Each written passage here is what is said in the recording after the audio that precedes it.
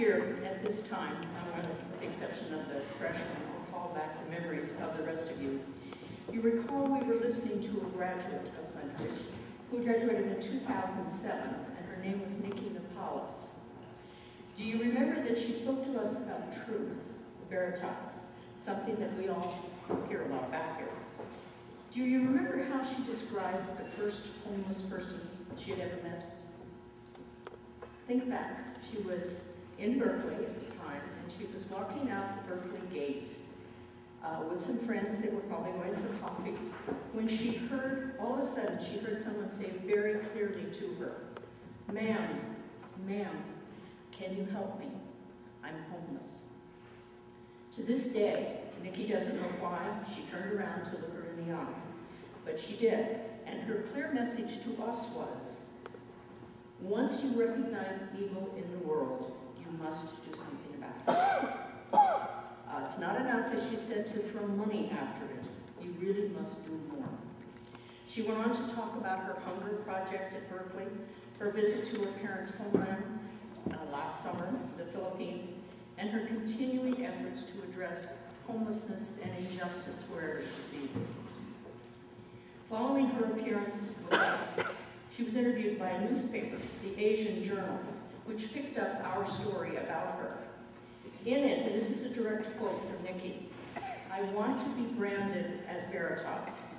The word Veritas has stayed with me ever since I received the Veritas Award in high school, an award given to a student who is committed to academics, service, and a search for truth. The word Veritas still continues to stay with me."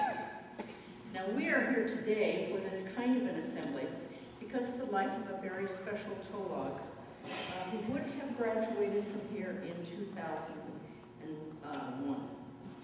She was a freshman, and after her freshman year, she was quite an accomplished equestrian. And so she was going up to Carmel for an equestrian event. She was going with a friend, and her sister was driving. And for whatever reason, the sister strayed to the right of the road, and she got in some sand, and the car rolled over, and Suegene was killed. That's our student, and her friend was killed. When her life was cut short so tragically, her parents, wishing to keep her memory alive, established a fund here to endow a speaker who would come to us each year and talk to us. All they asked was that the theme of these speeches should in some way embody Judeo-Christian values. In the life that that person lives, she must manifest that. It's a perfect segue into our speaker for today. This is a young woman who sits before you. She is a woman who was raised in La Cañada, so there's lots of common values. Graduated from prep, La Cañada High School. In fact, one of her best friends is an alumna of Flintridge Sacred Heart, Anne Marie Valenti. Those of you who live in La Cañada, you will know the Valenti name, Mr. Valenti. Anne Marie is his niece. Her story is one of love, compassion, sacrifice, and ultimate joy. So please join me in welcoming Jennifer Paul.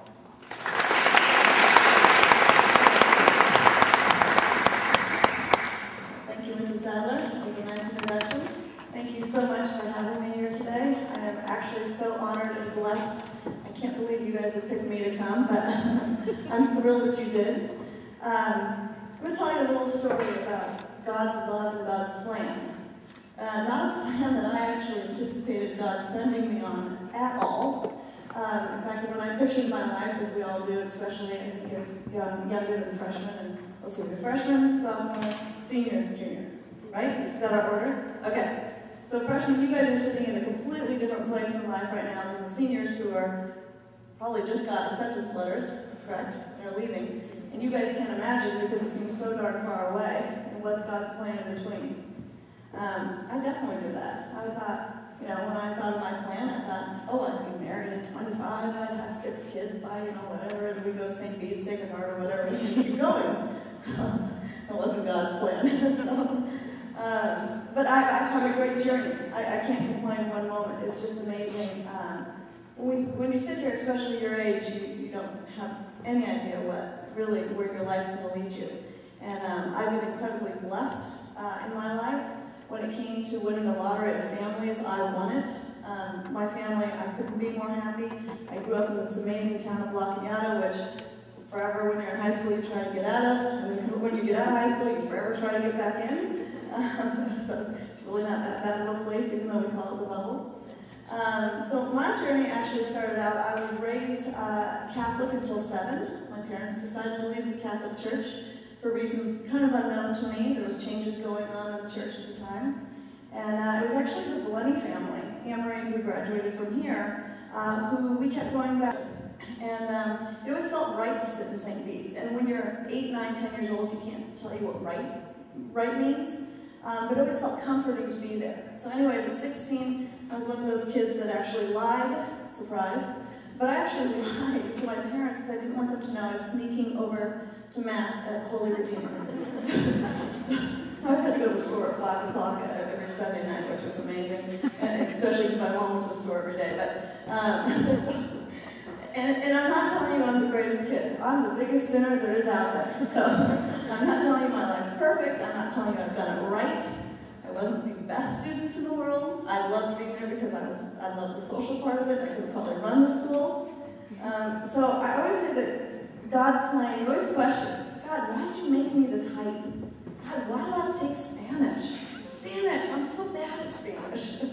And God, I can't stand needles. I'm so scared of the doctor's office. Blood tests would have put me on the ground. God, what's your plan? What's your plan? I do know that I was blessed with one thing. I was blessed with love. I love people. It's actually, now I can recognize and say it is probably one of my stronger suits. I appreciate the vision of people, what they have to offer, good, bad, everything in between. And it's been my journey through my child that I've gotten that I've actually learned this. So let me go back to the 3 things I questioned God about. God, why am I 5 feet tall? 5 feet! Everybody makes it past 5 feet. I always said, what's your plan with me being so short? God gave me this child, this handicapped child, but if I was 5'2", I'd have a back problem. So I'm so blessed to be 5 feet tall. And I've always wanted to be 5'10", with long blonde hair. But it didn't happen. And then I said to God, why Spanish? I got a Spanish-speaking child from a Spanish-speaking country. And I have to go back and hug my Spanish teacher and say, oh my gosh, I'm so sorry, I didn't pay better attention. So anybody in Spanish, hug your teacher and listen. You may get a child. And needles. I've been blessed with a child who has the biggest medical condition and has gone through the biggest surgery this world has ever seen. Guess what? I'm not scared of needles anymore, or basically anything else medically for that reason. But anyways, my journey, just a little bit about me, my journey. I started out, I went to Arizona State after I got out of high school, loved every single minute of the 5 years I was there. That's 5, not 4. Seniors will appreciate that next year. And came back home, thought, what am I going to do with my life? We all go through that every day. I got hired actually by the Costner family. I worked for Kevin Costner, which was amazing. I'm only telling you this because I got really great experiences from that. We got to travel the world. I got to meet so many amazing people. And not so amazing people. With celebrity comes a lot of grief. It comes a lot of heartache. A lot of heartache. I went through a divorce, watched them go through a divorce. It's really painful to watch people you love suffer. Anyways, moved from that, got a crazy call that I befriended the Duchess from New York, Fergie. She called me one night and she said, will you come work out here? Okay, so now all of a sudden I'm going, oh my gosh, Del, what's my plan? What do you want me to do with my life? I wanted to be a teacher. I wanted to help kids. Why are you sending me with these celebrities around the world? So anyways, again, very exciting. I learned manners. You always eat from the outside in with your utensils. That's a good pointer, because sometimes we get there and we're like, why is there 7 forks on the table? Anyways, and then from there, I went to work for Mel and Robin Gibson, and this is the moment that changed my life. So the Gibson family was very involved in an organization called Mending Kids International. Their youngest son had cleft lip and palate, and they had sent him to this doctor who was involved in medical missions with this organization. Mending Kids brings children here, international children, for life-saving surgeries. And this is the first time my eyes was completely open to God's plan.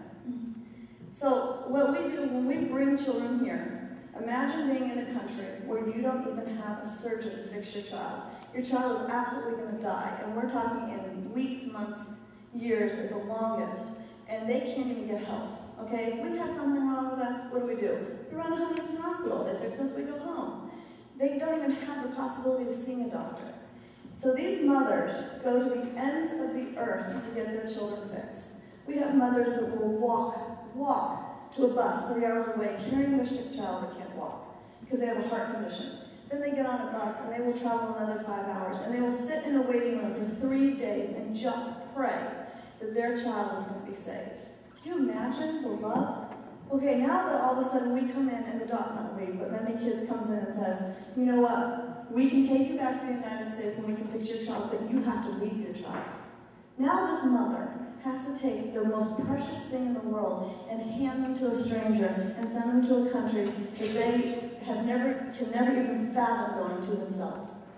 That's love. Is there a bigger love of God than to send your child away to another country? Your child may live when they go through surgery, or they may not. You kiss and hold that child and they pray. You have never seen God's face better than in a mother that's letting their child go. The child comes here for surgery, and 99.9% of the time, they're healed, they're loved here by the host family that takes care of them, they're put back on a plane, and the greeting at the airport is like something you have never seen before. The village comes to welcome them back. They're alive, they're whole, and they're healthy. And guess whose plan that was? Not ours, not many kids, but God. And to see that face is something that I hope everybody gets to see in their lifetime. So through the Gibsons, and through many kids, we got this picture of these two little girls with their heads conjoined. It was something that I certainly had never seen before. It was something very rare that the world has ever seen before. They were hidden away in Guatemala. They were 6 months old when we got their first picture, and when we saw that picture, we fell in love. There was something that God just reached out and touched us like you cannot believe. You can't believe you can fall in love with a picture. These girls sparkled and had the light of God, Mary, the angels, everybody with them, and it was in some really horribly done picture. And all of a sudden, something in Robin and I switched, and we said, this is our mission. We have to save these girls. So we started out on this journey, and through many kids, we approached about 3 of the major hospitals in the country that could have really done this surgery. All 3 came back and said, absolutely not. 100% vegetation rate, we won't even try it. Okay, so then all of a sudden we're like, plan B. Well, God, what's your plan? And someone came to us and said, you know what, we're going to put them in a home, we're going to let them pass away. We're going to keep them healthy and happy as long as we can, but they're probably not going to make it another year, and we're going to let them die. And it was the first time that I felt something burn so deep inside me, and I said, that's not the plan, and that's not what's going to happen. God, what's going to happen? I knew it wasn't. It was human beings talking. But there was something bigger than the human beings telling us, don't listen, keep trying. So we did. And then this very strange thing happened. I was babysitting the kids. The Gibsons were out of town. And all of a sudden, someone comes running up to the house and says, no, Milo got shot in the eye with a paintball gun. Okay, we got a lot of teenage boys around the house. Of course, something's going to happen. Always on my watch. I don't know why. I was a very good babysitter too. But anyway, so I'm rushing Milo to the hospital. I'm calling the Gibsons, I'm calling Robin. I'm saying, you got to come home. We're on the way to the hospital. It's going to be okay, but Milo can't see right now, but I know it's going to be okay eventually. So Robin, anyways, came rushing home. 2 days later, she's in the hospital with Milo, and he has to sit there and recover, which he does. It's no big deal. And the neurosurgeon walks by, and Robin says, oh, wait a minute, can I ask you a question? And so the neurosurgeon says, sure. And she says, I've got a case in my car. Would you take a look at these files? Okay, well, first of all, if you've ever been to UCLA Medical Center, nobody has time to stop you for 2 seconds and say hi. So the fact that he would take his time to actually look at these files is amazing. He pops up the CAT scans onto the viewfinder, and he looks at them and he says, okay, tell me their names again. And so she told him, he goes, okay, so in Maria Teresa's case, and Maria de Jesus, and it was the first time anybody called these girls by names. They weren't just its. And we looked at him and went, okay, he's a Catholic doctor from Argentina. Could we have been more blessed? most surgeons are not even Christian. It's very scientific and it's very religious. There's two sides to medicine. We have a Catholic doctor that is now getting on a plane and going to Guatemala. Well, fast forward a little bit. So he accepts the case. UCLA says, yes, we'll make the necessary arrangements. Let's bring the girls. Still, we're rolling the dice. We have no idea what's going to happen, right? Everybody's, saying 100% vegetation rate. We're going to roll the dice. I mean, at this point, we don't have anything to lose. We bring the girls here. They are so healthy, you can't believe it. They're rolling all over the bed together. They're crawling with their heads conjoined. Crawling alone at 9 and 10 months is hard. Not to mention having, your heads stuck together. They're fighting like sisters. Someone has a toy, the other one's whacking them. I mean, it's never ending. And then the surgeon came in one day and he goes, we're doing it. August 5th, we're doing this. So then you all of a sudden get scared because you're very comfortable with the fact that they're here and they're healthy and they're fine, and then you got to put them through surgery. So this is why I'm actually hiding Josie a little bit. It's not the most pleasant thing she likes to hear, but you put two little girls on a stretcher and you send them down to an operating room. And you got to remember, the surgery has been done successfully once before, and it was to boys. There's no successful girls. And you kiss those girls like no other, and you pray like you've never prayed before, because you know what? Chances are you're not going to see them alive again. And that's the fact of it. We actually let them have their first birthday because we were very worried they were never going to have another one. Most likely they would have not had another one. So we kissed them and we rolled them in, and the story got so big through the media that it was on the ticker tape of CNN. And every 11 minutes we watched the ticker tape. And to watch a ticker tape to find out what your sports team doing is one thing, but if your little girl is dying or not is another. So we watched it and it kept going and going, and then it was saying it's successful, and 5 minutes to 12 they were separated. We were so joyous in the fact that we had now two little girls in two beds, but it didn't end there because they still had about 8 or 9 more hours to put them back together. So anyways, they do, and it is miraculous. And when they rolled them out of that operating room and into the ICU, and we walked in and there was 2 beds with 2 little girls, you can't believe the joy. And it was almost like the angels were standing there singing. It was the most joyous thing you've ever seen. And I hope nobody actually has to go through this medical miracle, but the fact that I got to, I just feel so blessed by. And that's where my life really changed, is with this little girl. And it's not my life. It was actually her life and what she has done for the world. So since then, she has gotten out of, they got out of surgery. Her sister failed quite a bit. We sent them back to Guatemala. We had to send them back. 4 months later, we got a call saying that her sister is dying. We thought, how could she be dying? We just saved her. How do you die when you separate them and then, and then something comes up? Well, down in Guatemala, they missed an infection in her head. It was called E. coli meningitis. And they thought she was getting easier to take care of, and she was slipping in and out of a coma. So on May 20th, we jumped on a plane and we rushed down there. By the grace of God, the next morning, Josie, as we were literally loading the plane, Josie had 105 fever and a grand mal seizure, which she wasn't seizure prone at the time. And so we got to bring them both here, because had we not, 2 months later, Josie would have died from an infection that we only could have caught if we were here in America. So we have 2 beautiful little girls back in America. They're kind of sick as dogs, and all of a sudden, Chris Embleton, our director, came to me and she says, I need you to take her. You're closest to Josie, I need you to take her. Just 2 or 3 weeks. That was 9 years ago, but whatever, 2 or 3 weeks we'll take.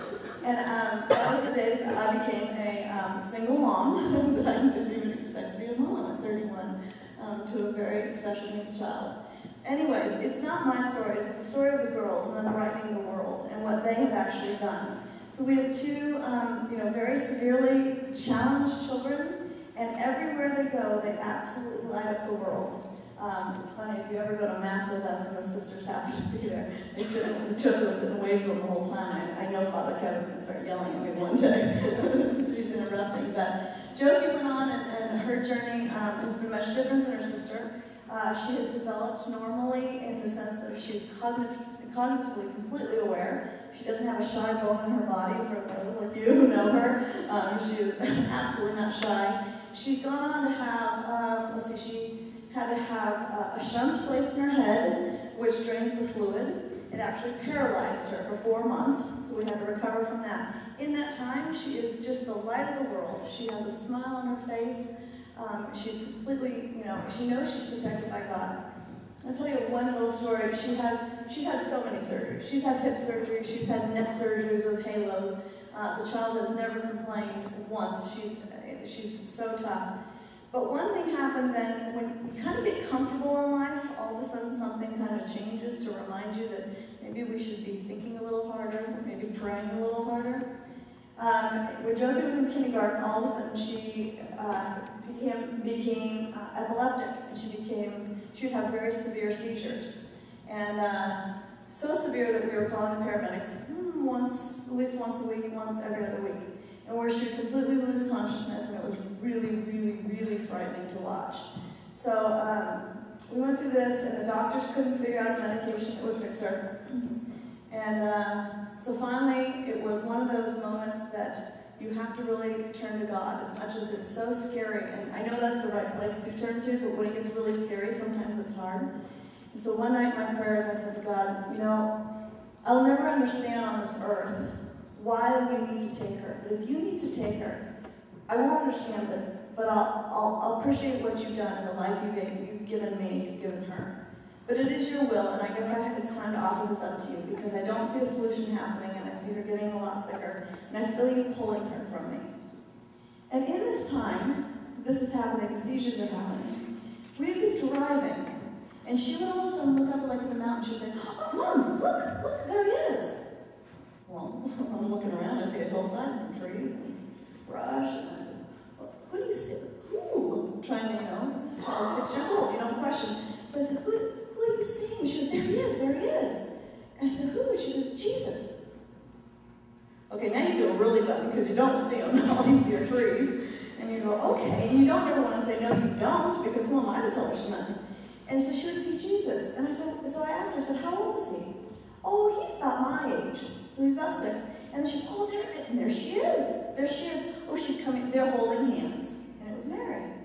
And then I said, what are they doing? A lot of times they were walking. Sometimes it happened about 8 times. Sometimes she was holding his hand and they were playing.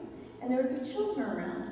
And I can only deduce the idea that the children around that she was seeing happened to be angels. I don't know. And someday in heaven I'll be so proud to know who that was. But it was kind of this calmness that came over her in a moment that she was so out of control. She couldn't control her body, her mind, or anything. And it was really calming. And then we'd drive along, and 2 weeks later, there he is again. And so I know for a fact that God and Jesus and Mary, she's a big affiliation with Mary, have been there. And the way she said it, I know it wasn't the first time she's seen them. I know she must have been held by them in surgery and protected. And to be able to see that from a child, because I myself have never had that experience. I haven't felt, that Mary, I know Mary's here. We all spiritually know Mary's here. But to really feel it and know that they're there without a shadow of a doubt, to see that through the eyes of a child, how reassured we can be that God is here and God has a plan. So after my prayer saying, if you need to take her, I want to understand that you can take her. 2 days later, we got into a neurologist that you can't get in for 6 months. And she put her on medication, and guess what? Seizures are gone. Completely gone. It's like this prayer of God saying, okay, I'm not going to take her. Thanks for offering it up. Here she is back. And it was kind of that, we need to start again. And she stayed seizure-free, and she was pretty amazing. And just to watch God's plan that way, she's healed. And so we don't know God's plan. So anyways, we went on, and she's been pretty great. She's mainstreamed at Paradise Canyon. Every single place she goes, literally she touches people. We have worked really hard on getting her to walk. She does have a lot of leg damage still from separation, and that's been a huge challenge. We've actually moved back and forth to Michigan for the last 2 years. We go about 6 months at a time, which uprooting your life is pretty difficult, but you've got to do what you've got to do, and that's where the plan was to take us. And do you know what? She hears a child that was conjoined with the head, and a week and a half ago she walked the runway for Children's Hospital through our Flintridge Guild. The miracle of walking on her own with her canes, walking. This child shouldn't be living, and she walked. And we have our president, Charlotte Saber, here, who was very responsible for putting on that show. And just to watch the joy of her bring to other people. Here's a that child touching so many people. So, we look around, I know we all have difficulties in our life, and I know, there's so much pettiness that goes on. I am as guilty as anybody. I mean, who doesn't judge the person that walks in next to you, right? But in watching this child who brings people together, and she's got the biggest handicap that God could probably give you, and to watch how she bridges the gap in the world is so amazing. And it truly has made me be able to look at people differently. And I hope when you meet her, you will too. You're in a very tumultuous time right now. High school's so great, but it's very difficult. It's hard to know who you are, not to mention who somebody else is, and if someone's bothering you. I mean, come on, how many of us don't have a ton of people that bother us every day? I mean, you all can point fingers right here, right? Who to blame. But sometimes we need to look at, who's really doing something to us? Why do I not like that person so much? And let's see, why did God put that person in my life? And why is that person bothering me? And is that person bothering me, or am I bothering me? It's kind of a nice time to reflect. Now I'm telling you, I'm not telling you that I'm doing this. I'm just telling you it's drawn a great awareness. And had I known that in high school, and like I said, high school was pretty great for me, I was lucky, but let's look at each other and there's a plan for why God has put us next to each other. So, okay, I know I've talked for a long time and you're getting restless. Why don't you stretch for 1 minute? I'm going to go get Josie.